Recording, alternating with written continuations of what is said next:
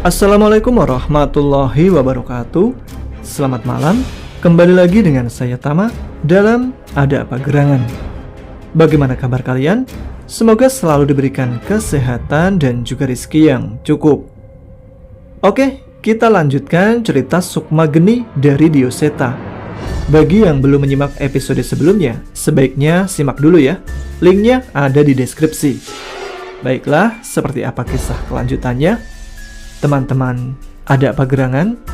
Ceritanya mulai dari sini.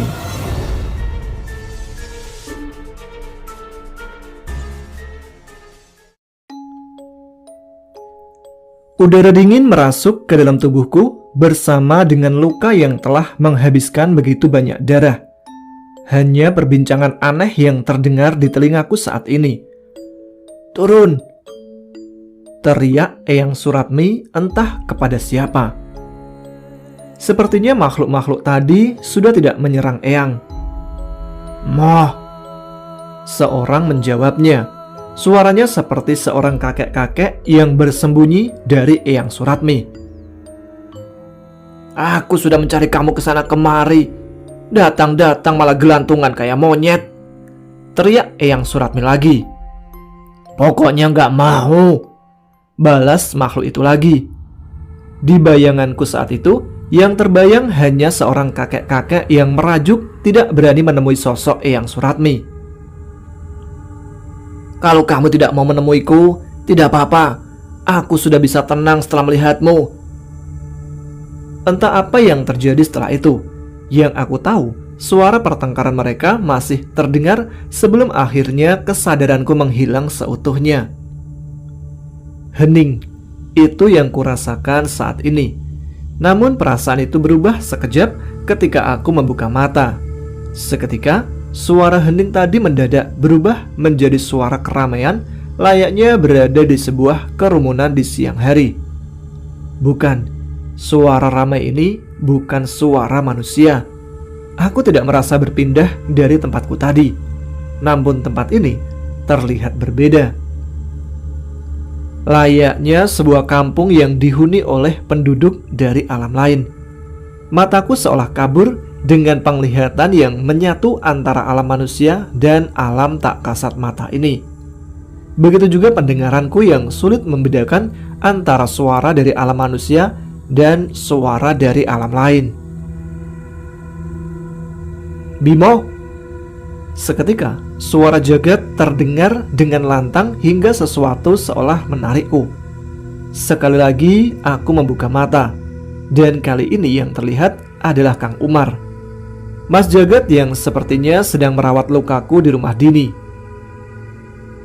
"Akhirnya," ucap Jagat yang terlihat khawatir seolah sedari tadi mencoba memulihkanku.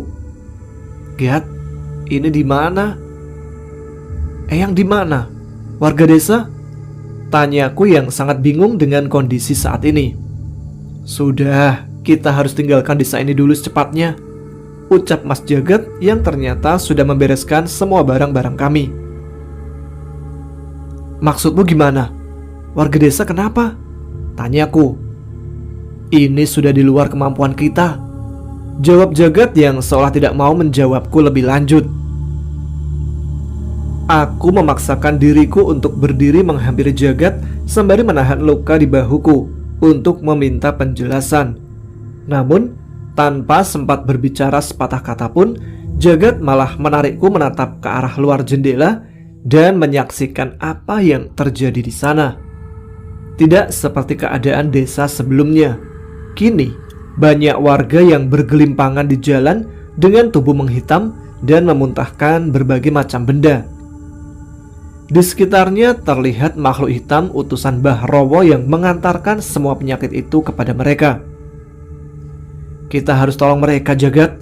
Walaupun hanya satu nyawa, kita harus tolong mereka," teriakku memaksa. Namun Kang Umar dan Jagat malah menarik tubuhku dan membawaku keluar melalui pintu belakang rumah. Sebagian warga berhasil dievakuasi sama Kang Umar di desa sebelah. Keluarga Kang Umar dan Dini juga ada di sana. Yang bisa kita lakukan sekarang hanya mundur, jelas Jagat. Tepat saat meninggalkan desa, Tiba-tiba terdengar suara tawa terkekeh Mbah Rowo yang merasa puas dengan semua yang ia lakukan. Aku terbakar emosi saat melihat kejadian itu, di mana Mbah Rowo berdiri di atas warga desa yang bergelimpangan di jalan-jalan desa. Sesekali terlihat Mbah Rowo menginjak kepala warga dan meludahi orang-orang yang menyiksa dan membunuh keluarganya itu. Kami menjauh sejauh mungkin dari kegilaan itu. Namun samar-samar aku melihat Kang Umar menangis dan meneteskan air mata. "Tenang Kang, kita akan cari bantuan, akan kita selamatkan mereka." Kali ini aku yang mencoba menenangkan Kang Umar. Namun tangisan Kang Umar itu seolah menandakan bahwa ia mengetahui sesuatu yang tidak ku ketahui. "Tidak Mas, tidak ada lain waktu. Seluruh warga desa yang terkena teluh Mbah Rowo akan mati saat matahari terbit," balas Kang Umar yang terus berusaha menahan tangisnya namun gagal. Sontak saat itu juga aku berhenti. "Maksud Kang Umar, kita sudah tidak mungkin menyelamatkan warga desa itu?" tanyaku. "Ini memang pilihan berat Bimo, tapi ini adalah pilihan terbaik untuk saat ini," ucap Jagat. Tidak ada yang salah dalam ucapan Jagat. Tujuan utamanya adalah keselamatan kami dan warga yang masih bisa diselamatkan. Tapi perasaanku tidak bisa berbohong. Ada sesuatu yang mengganjal, yang tidak bisa membiarkanku meninggalkan warga desa mati di sana. Aku menatap Jagat dan Kang Umar. "Bimo, kamu jangan gila," teriak Jagat yang sudah membaca maksudku. "Ada satu cara, Gat. Seandainya ini berhasil, aku bisa menyelamatkan mereka semua," ucapku. "Apa maksudmu?" "Gak akan kubiarkan kamu bertaruh sendiri," balas Jagat. Aku mengambil sebuah benda dari tas kainku, sebuah benda yang terlilit kain lusuh untuk menjaganya dari benturan. "Keris Sukma Geni?" tanya Jagat. Aku mengangguk. Kalau keris ini memang memiliki takdir tersendiri hingga diwariskan kepadaku, harusnya sekaranglah saatnya. Tidak ada artinya pusaka ini diturunkan kepadaku apabila tidak untuk menolong mereka yang membutuhkan kekuatannya, ucapku dengan menggenggam keras pusaka warisan keluargaku itu. "Baik, aku temani," ucap Jagat. Aku menahan Jagat yang berusaha mendekat ke arahku. Jelas aku ragu untuk bisa menggunakan kekuatan keris ini. Saat ini keselamatan Jagat dan Umar jangan sampai dipertaruhkan. "Tidak Mas, antarkan Kang Umar dan cari bantuan. Itu cara terbaik saat ini," ucapku. Melihat kebulatan tekadku, Kang Jagat seolah mengerti. Namun aku merasakan bahwa Jagat memiliki rencana lain. Kami pun berpisah dan aku kembali ke desa Randugiri yang sudah seperti desa mati dan dihiasi dengan suara-suara warga yang kesakitan. "Mas, tolong Mas." Suara itu terdengar dari seseorang lelaki tua yang tergeletak di pelataran rumahnya. Tubuhnya membentuk corak aneh seperti membusuk di beberapa bagian saja. Matanya yang menguning menatapku dengan memelas. Aku mendekat dan membacakan doa untuk memulihkan keadaannya. Namun, sama seperti Bapak Asih, kutukan ini tidak akan pulih sampai aku bisa mengalahkan Mbah Rowo yang merupakan empu dari teluh ini. "Maaf ya Pak, akan saya selesaikan ini semua," ucapku yang segera berdiri dengan berat hati meninggalkan pria yang masih merasa kesakitan itu. Aku menelusuri kampung dan terhenti di sebuah rumah tua yang sudah hancur. Sebuah rumah dengan tembok anyaman bambu dengan kondisi bambu yang sudah lama rusak. Ada perasaan yang mengerikan saat aku melewati rumah ini. Aku mencoba mengintip ke pintu bangunan yang tidak tertutup itu. Ada sedikit cahaya dari lampu minyak yang menerangi ruangan di bangunan itu. "Tolong!" Suara memelas terdengar dari dalam bangunan itu. Awalnya aku menduga itu adalah suara korban serupa dari warga desa. Namun ternyata aku salah. Tepat di dalam ruangan itu terlihat sosok salah seorang roh warga desa yang menjadi rebutan di antara makhluk-makhluk hitam. Mereka menggigit tubuh roh itu, mencakar dan menarik, memperebutkan roh itu seolah akan terbagi menjadi beberapa bagian. Entah apa yang terjadi di sana, seolah roh itu adalah tumbal yang diberikan kepada makhluk itu untuk diperlakukan seenaknya oleh setan-setan itu. Aku tidak lagi mampu menahan amarahku. Saat itu juga, aku membacakan ajian Muksa Pangreksa, melindungi diriku dari niat jahat dari makhluk ini, dan membacakan amalan api untuk membakar habis makhluk-makhluk di dalam bangunan itu. Sayangnya, di tengah seranganku, sudah muncul seseorang yang merupakan asal-muasal dari semua petaka ini. Mbah Rowo. Ia keluar dengan membawa kepala salah seorang warga desa yang rohnya sedang dipermainkan oleh setan-setan tadi. Menyambut kedatanganku, ia melemparkan kepala itu ke arahku hingga menggelinding tepat di depan kakiku. Saat menoleh ke bawah, aku terjatuh. Kepala itu tidak dalam kondisi utuh. Matanya sudah bolong dengan bekas darah yang sudah mengering terlihat dari setiap lubangnya. "Biadab kau!" teriakku. "Biadab? Dia yang telah memperkosa satu-satunya anakku yang tidak bersalah," ucap Mbah Rowo. "Lalu, kamu puas dengan melakukan hal ini?" tanyaku. "Kau sudah tahu jawabannya. Tidak akan ada yang terpuaskan oleh dendam," ucap Mbah Rowo yang tertawa. Ia sudah termakan oleh nafsunya dan menjual jiwanya kepada setan. Aku sudah tidak mau memperpanjang lebar lagi. Berkali-kali aku membacakan amalan api, mencoba menenangkan makhluk-makhluk di sekitarku satu demi satu. Entah tanpa tahu apa itu semua akan berarti. Mbah Rowo hanya terus tertawa terkekeh melihatku yang masuk ke dalam bangunan tua itu. Sementara setan-setan suruhannya berkali-kali mencoba menyerangku. Entah dengan cakaran, gigitan, hingga berkali-kali kekuatan hitam memberikan rasa panas di kulitku. Tanpa sadar, aku sudah tidak lagi dapat merasakan apapun dari kakiku yang telah menghitam. Tidak sedikit darah menetes dari luka-luka yang ada di tubuhku. Namun, aku tidak pernah berhenti memohon perlindungan pada Yang Maha Pencipta atas semua hal yang aku terima ini. Apapun yang terjadi kepada diriku, aku sudah tidak peduli. Aku hanya berkali-kali membacakan mantra pembakar yang sekiranya bisa mengurangi jumlah makhluk-makhluk ini. Saat itu, yang terdengar di desa Randugiri hanyalah bacaan doa dan ayat-ayat suci yang terus kulantunkan untuk mengusir setan-setan ini.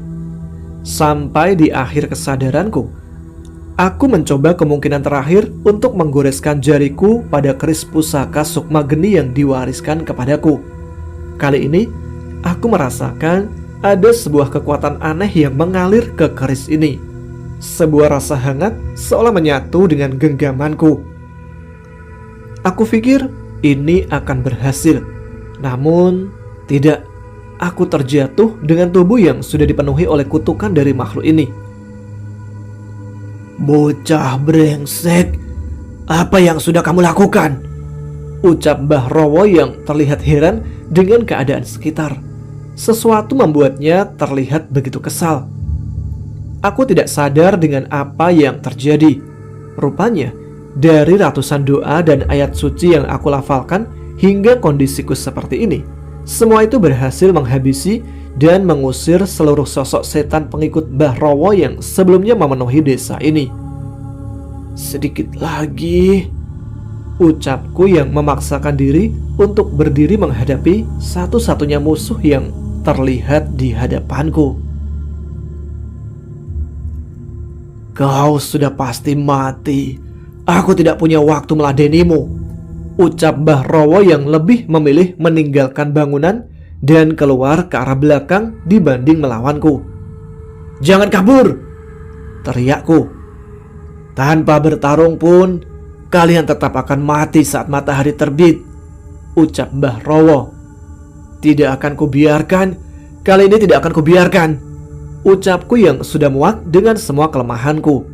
Seandainya hidupku harus padam, setidaknya ada api yang tidak akan kubiarkan padam. Api dalam sukma yang terus memperjuangkan kebajikan. Api dalam sukma yang terus menuntun ke jalan yang lurus. Dan api yang akan membakar dendam dan membawa ketenangan di dalam sukma. Ucapku yang seolah memahami sesuatu dari hangatnya keris sukma geni yang berada di genggamanku. Tepat saat aku membulatkan tekad, tetesan darahku di keris sukma geni menyala. Aku menyentuhnya dan tubuhku seperti terbakar oleh api yang terasa hangat. Saat itu juga, semua kutukan dan luka yang disebabkan oleh setan-setan tadi musnah.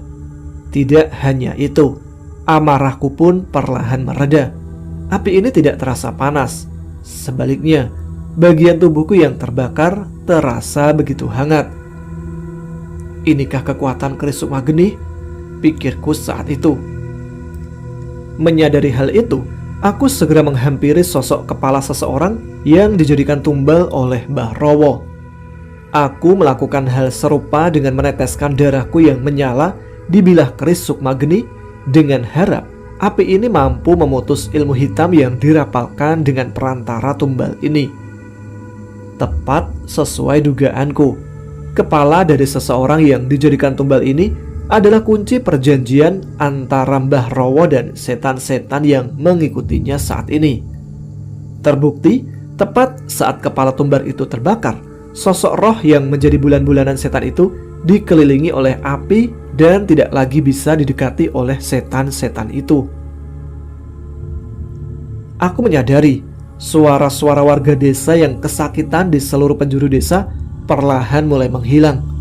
Semoga saja dengan terputusnya perjanjian Mbah Rowo dengan makhluk hitam itu, warga desa benar-benar bisa terlepas dari teluh yang disebarkan oleh Mbah Rowo.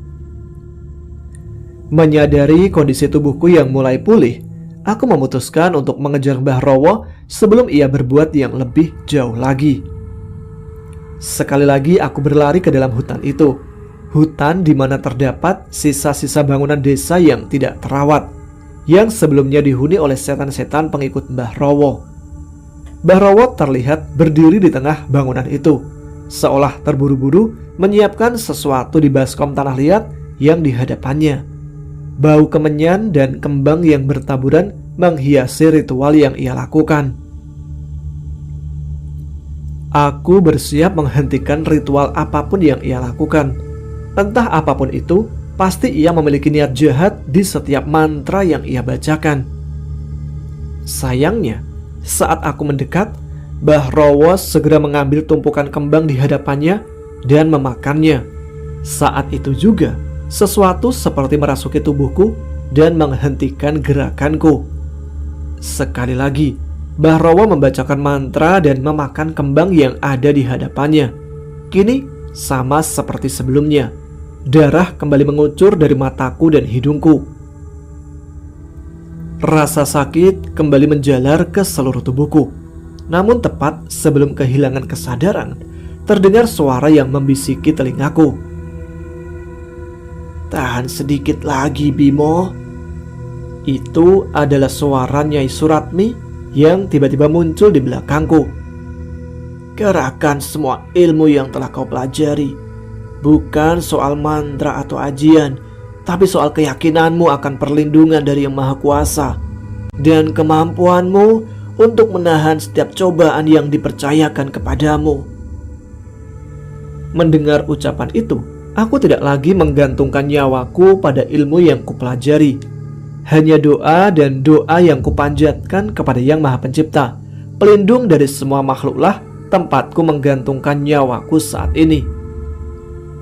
Perlahan demi perlahan, seperti yang diucapkan Eyang Suratmi, rasa sakit ini pun menghilang. Terlihat setiap ritual yang dilakukan oleh Mbah Rowo tidak berhasil menorehkan sedikit pun lagi luka di tubuhku. Sesuatu telah terjadi. Sebelum aku mencari tahu, tidak jauh dari hadapan Mbah Rowo terjatuh sesosok makhluk besar. seekor ular besar raksasa yang telah terpotong menjadi beberapa bagian. Terlihat tubuhnya dihiasi dengan perhiasan kerajaan dan pakaian yang mewah. Nyi Rundolo, ucap Mbah Rowo panik. Demit lemah dijadikan sesembahan. Apa Tuhan masih kurang perkasa?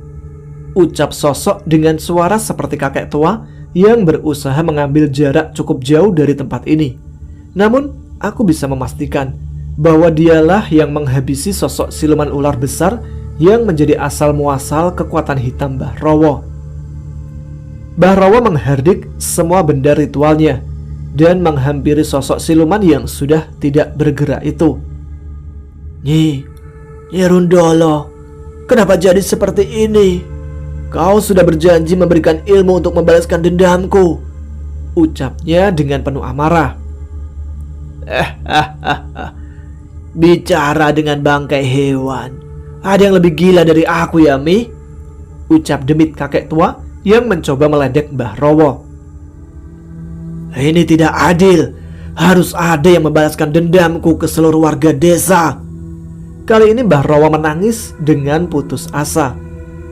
Walaupun sudah membunuh orang yang menghabisi anaknya, dendamnya masih belum terpuaskan. Ia pun menoleh ke arah bangkai ular besar itu dan merencanakan sesuatu. Aku tidak peduli. Aku akan menjual jiwaku pada siapapun yang bisa membantu membalaskan dendamku. Tepat setelah ucapannya itu, tiba-tiba Mbah Rowo kembali menghilang di dalam kegelapan hutan, mencoba untuk melarikan diri. Aku mencoba mengejarnya, namun tiba-tiba Mbah Rowo terpental oleh sesuatu dari kegelapan hutan. Enak saja mau kabur. Aku tahu itu adalah suara Jagat. Kali ini ia muncul dari sebuah tempat yang terhubung dengan alam roh bersama seseorang yang ia papah. Jagat, itu Mastri kan? Kamu berhasil nolong dia? Ucapku merasa senang.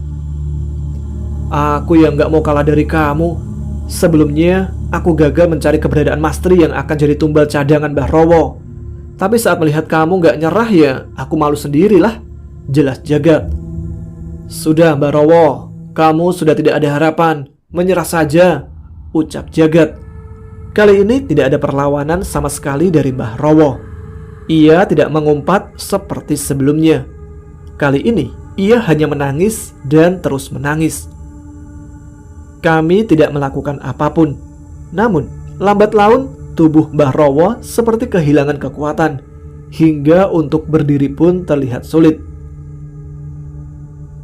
Bimo, kamu tahu bahwa ada sosok manusia yang tubuhnya telah benar-benar mati, namun sesuatu dari dalam rohnya membuatnya tetap hidup dengan bantuan dari setan-setan yang memanfaatkannya, ucap Nyai Suratmi. Aku menggeleng, namun aku mengerti kejadian mengerikan yang dialami Mbah Rowo inilah yang dimaksud oleh Nyai Suratmi. Dengan mata kepalaku, aku dan Jagat menyaksikan sendiri bagaimana seorang Mbah Rowo yang hampir membuatku dan Jagat hampir mati berkali-kali, tubuhnya mengurus hingga hanya tulang di tubuhnya yang terlihat. Matanya terus melotot seolah tidak terima dengan apa yang telah terjadi. Satu yang ku tahu, di balik semua proses kematiannya, Mbah Rowo merasakan kesakitan yang amat sangat. Namun tubuhnya sudah sama sekali tidak dapat menampung rasa sakit yang ia terima dari perbuatan yang ia lakukan sendiri. Itu hanya yang terlihat.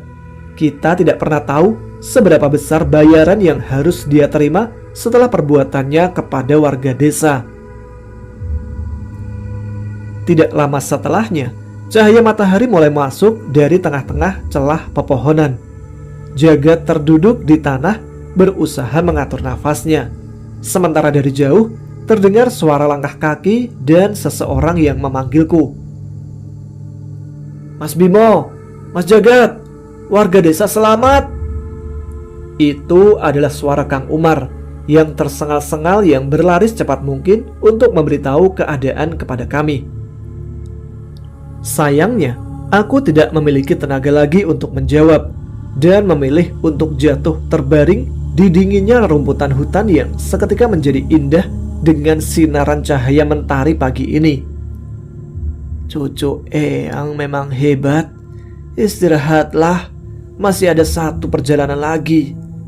Suara Eyang Suratmi terdengar mengantarkanku ke tidur lelap di pagi yang indah itu.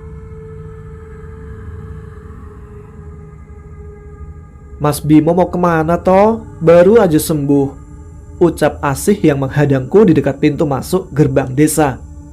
Hehe, mau menapaki jalan menjadi pendekar, jawabku setengah iseng, sekedar untuk tidak membuat Asih khawatir. Ya sudah, jadi pendekarnya jangan lama-lama. Nanti yang ngicipin masakan Asih siapa? Balasnya. Tenang Asih, Kakanda cuma mau beli telenan di depan desa yang di rumah pecah. Perginya nanti siang naik pit ontel. Capek kalau jalan kaki. Ledekku kepada Asih yang sudah terlalu mendramatisir kepergianku. Aku memang sudah pamit sama bapak untuk pergi sehari semalam, sesuai petunjuk Nyai Suratmi, dan karena kepergianku tidak selama Mas Bisma, bapak dengan santainya memberiku izin.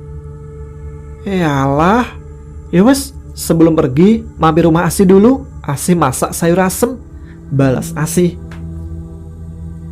Jelas aku mengiyakan perkataan Asih. Tidak ada perjalanan yang lebih penting daripada mampir ke rumah Asih untuk mencicipi masakannya.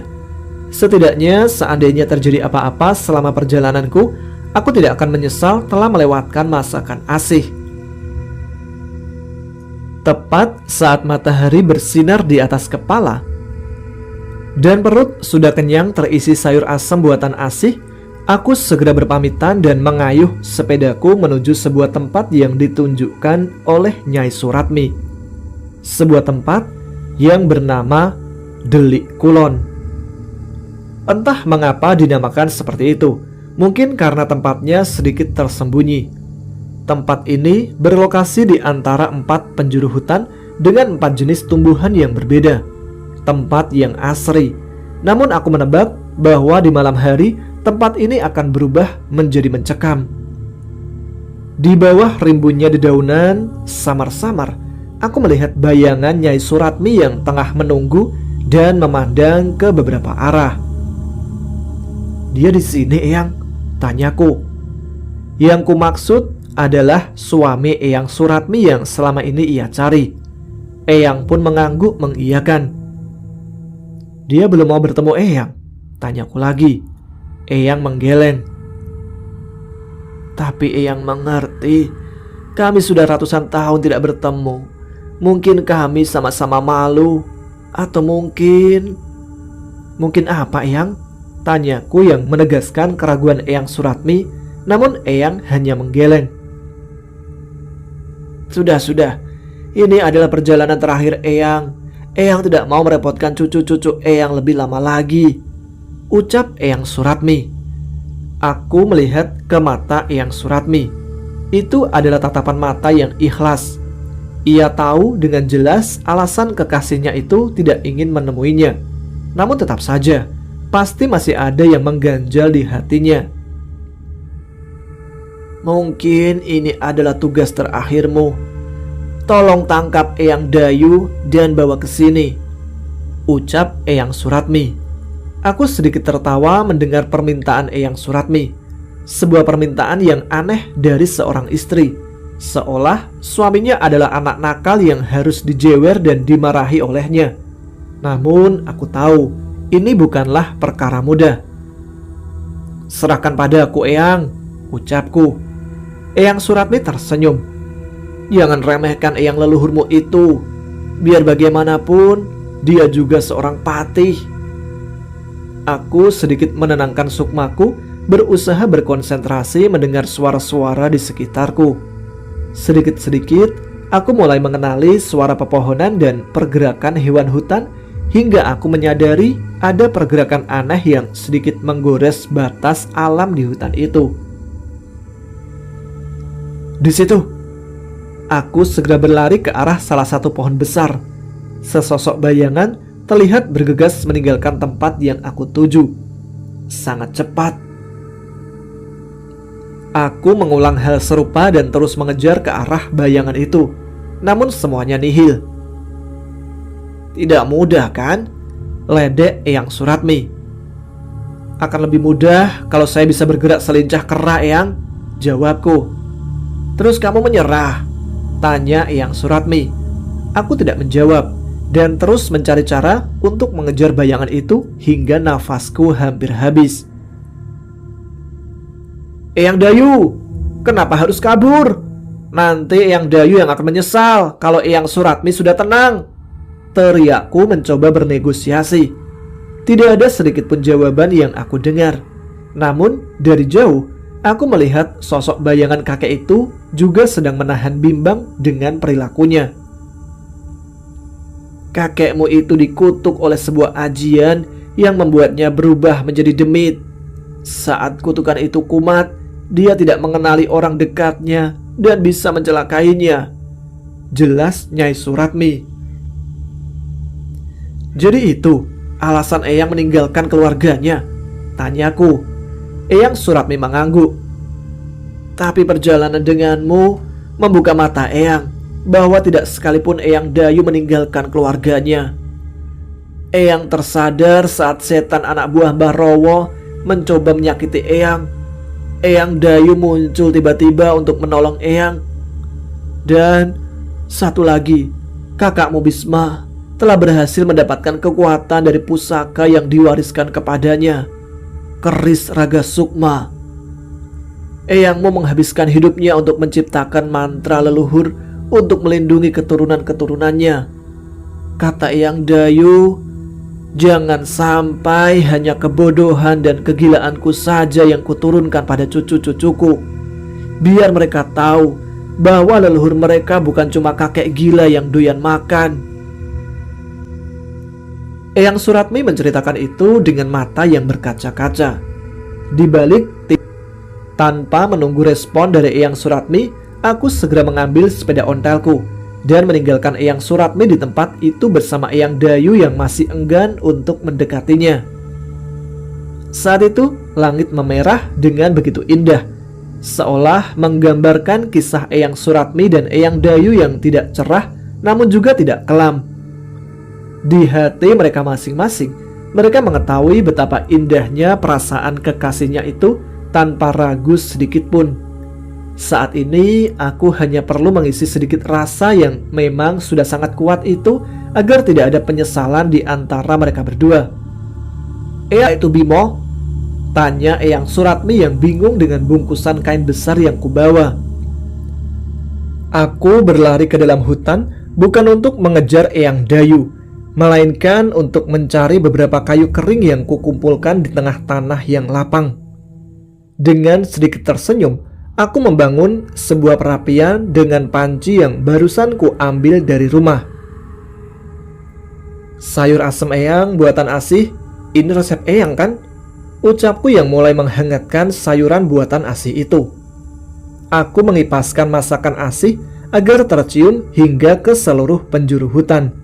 Samar-samar, aku melihat bayangan Dayu yang melirik ke arah masakan ini. Kamu tahu kan Bimo, demit gak makan ginian? Ucap Eyang Suratmi. Demit biasa emang enggak Eyang. Kalau demit yang satu ini, siapa tahu kan? Ucapku sambil sedikit tertawa. Entah aku tidak tahu ini akan berhasil atau tidak. Namun malam itu, aku menghabiskan dengan menikmati sayur asem buatan Asih, tentunya dengan resep turun-temurun dari Eyang Suratmi, sambil sesekali meledek Eyang Dayu yang malu-malu tapi terlihat sangat mau untuk menghampiri tempat ini. Sayangnya, sampai aku kenyang, Eyang Dayu pun tetap pada pendiriannya. Aku dan Eyang Suratmi sudah pasrah. Setidaknya perbincangan kami berdua tadi sudah cukup bisa mengobati rindu Eyang Suratmi kepada Eyang Dayu. Tanpa membereskan sisa makananku, aku pun memilih untuk tidur di bawah sinar rembulan dan berselimutkan kisah indah dari leluhurku ini. Lalu terdengar samar-samar suara panci yang tersenggol. Di tengah kantukku, aku memaksakan untuk membuka mata. Entah ini ilusi atau bukan. Jauh di hadapanku terlihat sepasang laki-laki dan perempuan. Aku tahu bahwa yang perempuan adalah Eyang Suratmi. Namun di sebelahnya bukanlah demit kakek tua, melainkan seorang patih yang gagah mengenakan kalung emas khas prajurit yang sebelumnya selalu dikenakan Eyang Suratmi. Tidak ada tangis dan tawa di sana, hanya gerak-gerik konyol seorang pria yang selalu dibalas dengan tawa manis Eyang Suratmi. Seandainya aku bisa memilih kisah cinta, mungkin kisah cinta mereka lah yang ingin ku alami. Aku terbangun di tengah dinginnya pagi yang berkabut di Delik Kulon. Sosok Eyang Suratmi tidak lagi berada di sekitarku. Keberadaannya sudah tidak lagi terasa terikat denganku seperti sebelumnya. Hanya pusaka kalung emas prajurit kerajaanlah yang berada di sampingku saat terbangun. Bibirku menyimpulkan sebuah senyum sambil membacakan doa untuk menghantarkan kepergian Eyang Suratmi yang sepertinya telah memenuhi tujuannya. Sepanjang perjalanan, aku mengayuh sepeda ontelku berusaha untuk terus mengingat kejadian semalam. Di satu sisi, aku penasaran, apakah aku bisa bertemu dengan Eyang Dayu lagi? Apakah benar pusaka yang diwariskan ke Mas Bisma bisa menghubungkanku dengan leluhur-leluhurku yang sudah sangat kukagumi ini? Mungkin perjalananku masih cukup panjang. Toh saat ini aku hanya seorang anak yang bahkan masih ketakutan menghadapi roh-roh penasaran yang mengancam orang terdekatku. "Mas Bimo, kalau naik sepeda jangan ngelamun," teriak seorang wanita yang menyambutku dari depan rumahnya saat memasuki desa. Itu Asih. Sekali lagi, ia berhasil memecahkan lamunanku dan menggantinya dengan pagi yang berwarna. Entah roh apa yang merasukiku saat itu. Dinginnya udara pagi membuatku berpikir pendek. Namun aku tidak pernah menyesali perkataanku saat itu. "Asih, aku boleh jadi suamimu?"